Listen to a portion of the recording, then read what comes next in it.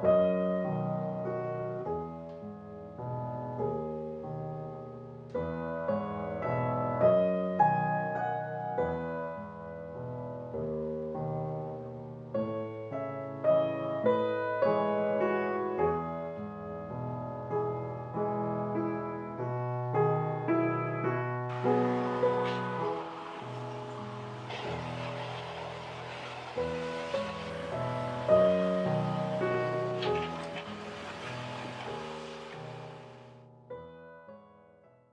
んにちは。1本目の自分の住んでいるコーポラティブハウス4月1日層の動画は結構見ていただいているようでありがとうございます。今回は少し本音の部分を話すつもりでラジオ形式にしてみました。不動産屋という職業であまり正直自分自身を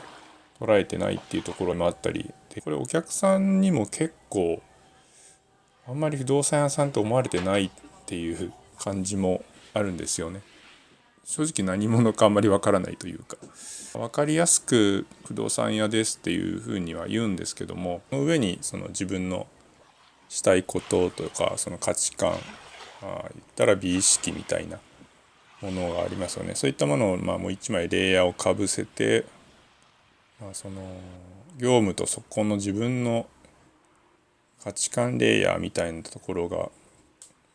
重なった部分が自分の仕事として抽出してできている、やっていっていることなんだろうなっていう感覚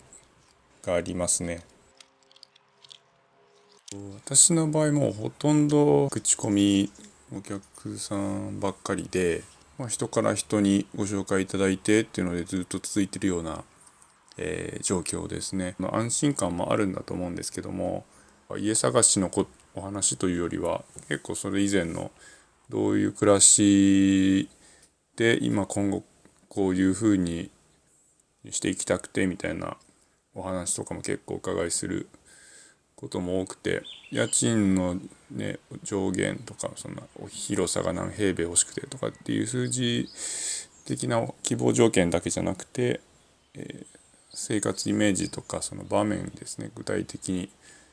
どんなところどんな雰囲気が好きかなどもですね、会話の中で、聞くようにはしてますね。でそういった、人となりというか人物像をイメージしながらどういうふうに暮らししたいのかなっていうところをイメージしながら私なりに視点で、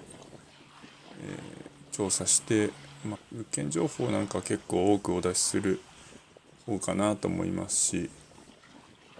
どっか条件が合わないところに関しては一軒一軒、管理会社さんなりオーナー側にですね交渉していってっていうこともやりますんで、結構手間暇はかかるやり方を、してはいるんだろうなとは思うんですけども、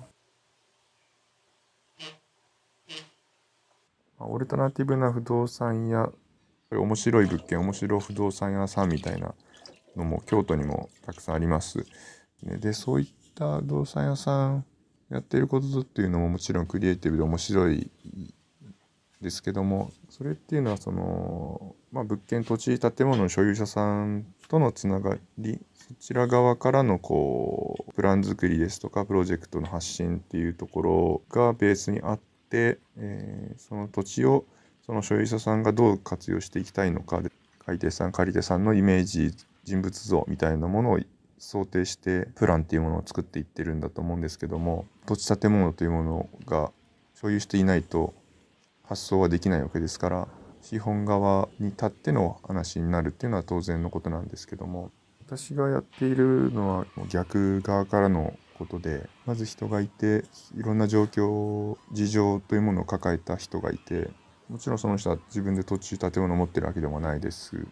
何も持っていない。ただ自分なりのスタイルというものはある。経済的な状況だったり、身体的にもですね、病気があったり、さらに猫もいますなんていうこともあります。所得やですね、社会的な立場が弱かったり、社会の周辺に置かれた人たちと関わるような場面が結構多いんだと思うんですけど、でもそうした、周辺の立場というかマイノリティの立場にありつつも、なんかそこを自分なりのスタイルっていうか、結構自分を発揮して貫いてるような人たちも結構いて、そういった人たちのなんかこう生活というか、なんかそういった生き様をなんかこう垣間見させてもらってるっていうようなことも多々ありますね。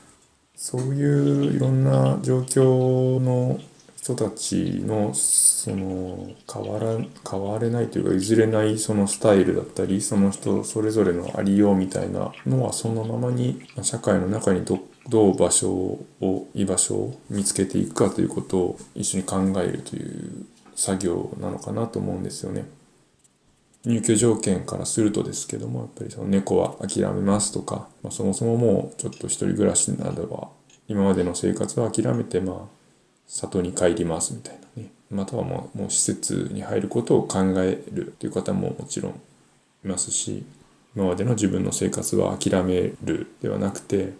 自分らしくあるための場所を見つけていく、物件の条件の方を合わせていくというような可能性も探っていますね。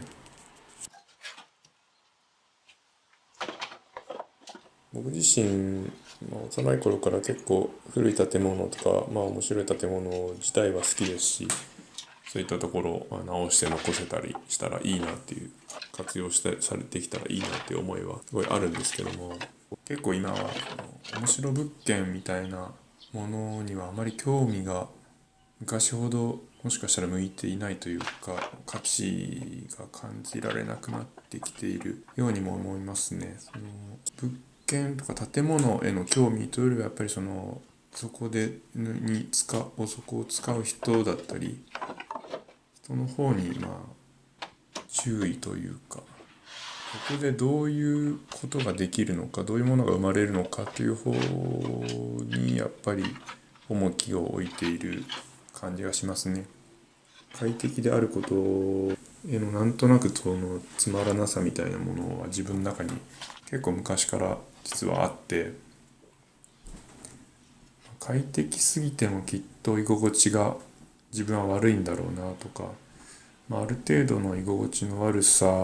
が逆に居心地の良さになっているような感覚というか、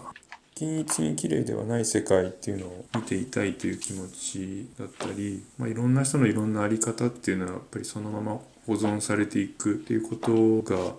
良いことだという考え方もあって、それは自分の趣味みたいなものもありますけどもね、そうやっていろんな人に付き合うことでいろんな面白みみたいなことを感じさせてもらえる場面も結構あると思って、正直結構いろいろ大変ですけども、まだこの感じでやっていくかなと思っています。4月1日そうでは今後ですね、フォトデッキだったところを解体してテラスを作ってですね、で石窯を作るというのを今計画進めています。その辺も徐々にできていくと思うので楽しみにしていただければと思います。今後も何本かに1本はこういったラジオ形式で話もしてみたいかなと思っています。住んでいる4月1日そうどんな風に見つけてどうやって回収していったのかっていうところとかもお話ししていけたらなと思ってます。ありがとうございました。